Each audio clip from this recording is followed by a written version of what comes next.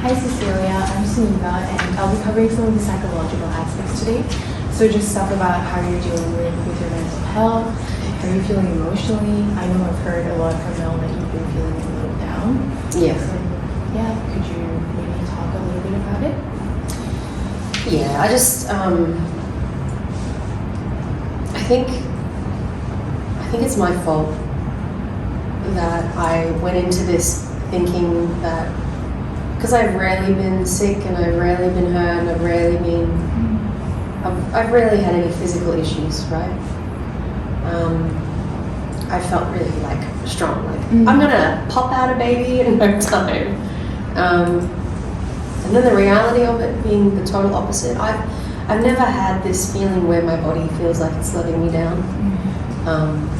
And that's been playing on my mind a lot, especially the idea of what if this becomes my new normal? I don't think I don't want that. Like I like that my body is strong.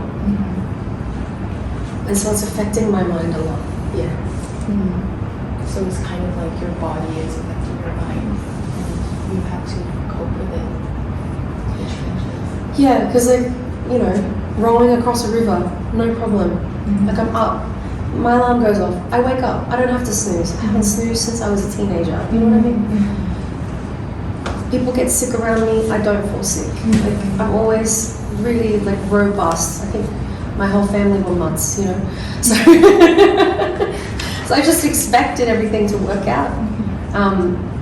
But this is headaches and tiredness and weakness in the muscles and pain and fatigue and all the rest. It's making me worry. It's making me worry. And then the negative voices come. So, yeah. What do the negative voices say?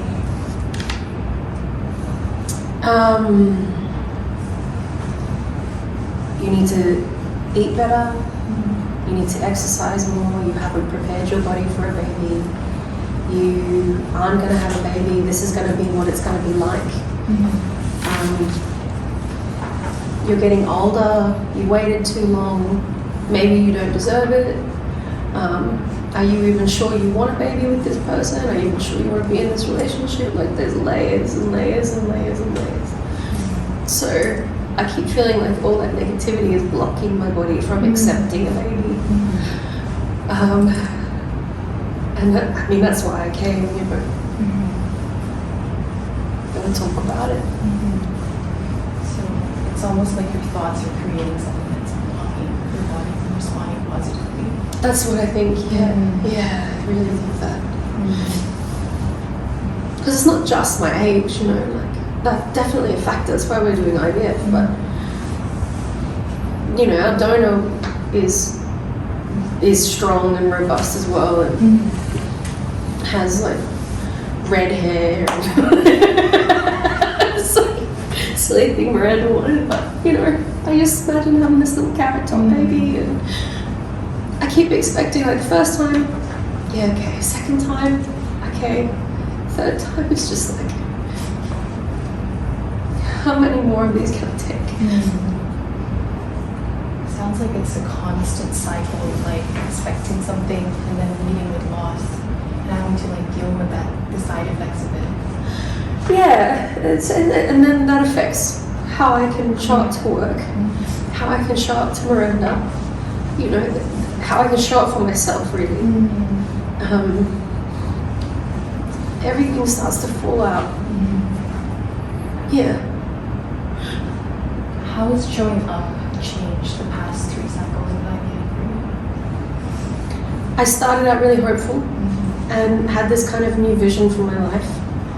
I was going to be a mom, and I was looking at all these kids around me like, I wonder what kind of teenager they'll be. And we'll go hiking together and we'll camp together and it'll be so much fun. They'll be growing up in nature. And I was thinking about all the kind of little details I wanted to have as part of their upbringing, their education, their values, their principles. I got really excited. And then it failed, and I was like, oh, it's okay, first one. Expensive, but sure.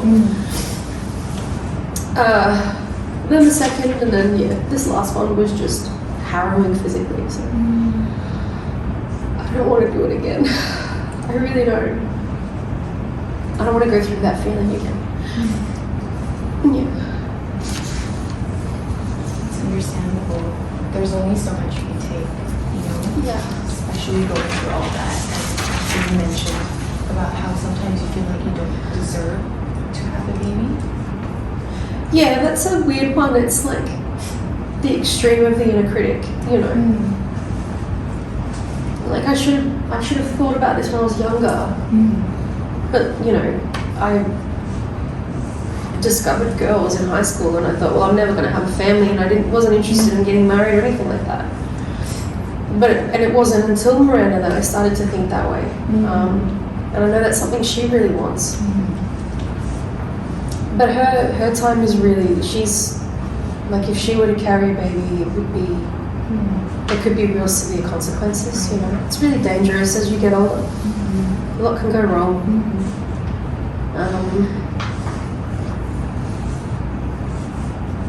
It's a lot of pressure. Where is this pressure coming from for you? Is it My heart. I think I allowed myself to want something and now I can't have it. We can only afford to have this next cycle. That's it. And that's like, you know, apart from seeking outside financing, we can only do this one more time. So I feel like maybe I should take a holiday. I keep reading these stupid articles. I don't know.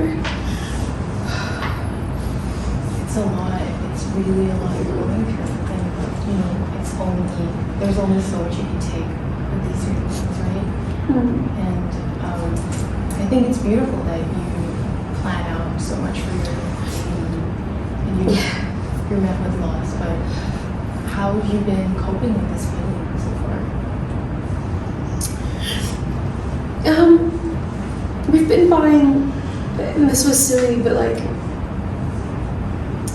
if we go shopping and we see something cute that a baby would wear, we tend to get it. And I've been, it's a thing that they always say don't do until like you're further along, but I think I felt so confident. So in our apartment that we bought, we've made a little nursery space, and all the little toys and clothes that we've gathered are there. And I haven't put them away yet, but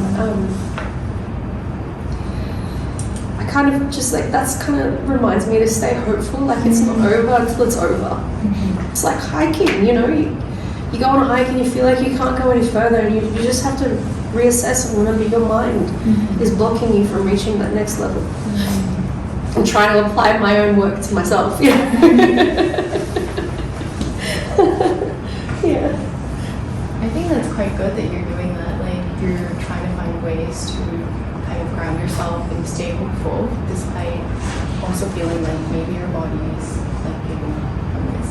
But I wanted to kind of ask you a little bit about that. Like what makes you think that your body is giving up? Like, because you mentioned how your thoughts are affecting it, right? Yeah, it's just not taking. There's no, like the egg's not staying on the wall.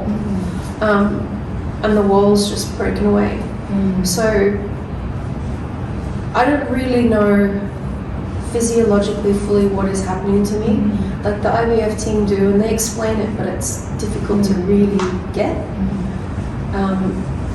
And the side effects that I'm getting are considered known side effects. But like that is, it feels like my body is hostile. Like tiredness, soreness, fatigue, headaches, nausea, all those things, like that can't be a good environment for a baby, you know? I understand. Yeah. I didn't think it would be this way. I really didn't. It really sounds like you're trying to kind of deal with the expectations that you had versus the reality that you're met with, right? And you mentioned earlier something about how maybe Samantha is getting a little bit impatient. So sorry, somebody. sorry. Oh, Miranda. Miranda. Miranda I'm so is, yeah. Okay. Yeah. I'm so sorry. No, that's okay. I was just checking. I was like, hang on. Oh, Sorry. That's okay. Miranda. Yeah, she's really like, she kind of like goes for life, you know. She sort of steamrolled life a bit. She just decides that this is something that's going to happen, and then it happens for her, which is really compelling to be around. But it's exciting to be with someone who like looks at you like, oh my god, you're going to be this. But you know, she'll say things like, you're going to do the divine thing, you're going to carry the baby, you're going to know what it's like to be pregnant, and you're going to want stupid foods, I'm going to make it for you, you know, like that kind of stuff. We're going to get you some really, really, really fat pants, and you're going to love it. It's like that kind of thing. And it's so nice to be in that glow of what we would be like as mums. But when it's disappointing and it turns cold, that's hard. Like I'm sweating a lot, and she has to change the sheets, and I can feel her disgusted by it, you know. Well, that's me. That's just like, I'm still me, you know.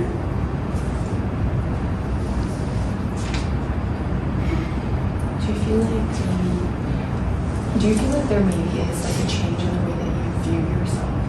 Like you said that it's still me. Yeah, it's like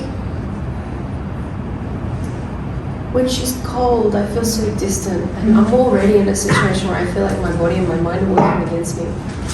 So when she's distant, there's no encouragement to like, it's okay, it's like, this is just what we're going to be dealing with. That was there in the beginning, and now it's not. So I feel like she's losing patience with me, and I can't help this. Like, I didn't make these side effects happen. So yeah, I miss my body being reliable, because it made me reliable, and now I feel like I'm kind of useless. So right now you think that just your body not functioning the way you want it to kind of makes you useless? Yeah, I can't work the way I would normally work. I can't be there the way I would normally be there. Like, I'm the no sweat, I got this problem, come to me for everything. Like, I get that, you know, that's where I sit. This, now I'm like, I'm nauseous, I have a headache, I'm too tired, I can't get across the river, I can't get through a decent night's sleep, you know, and that is just, I don't feel like I'm me, but I need her to see me as who I am, you know. And she's been there through like, how long have you guys been together? We've been together for 5 years now. Yeah. So she's seen like every aspect of your life so far, like in terms of your ups and downs. Yeah, but there's mostly been ups. That's good to hear. Really, like, I'm stable with work, I really like what I do. I was a photographer when she met me. Not professionally, but like, it's my hobby, and I really love it. So I miss that creative side of me as well.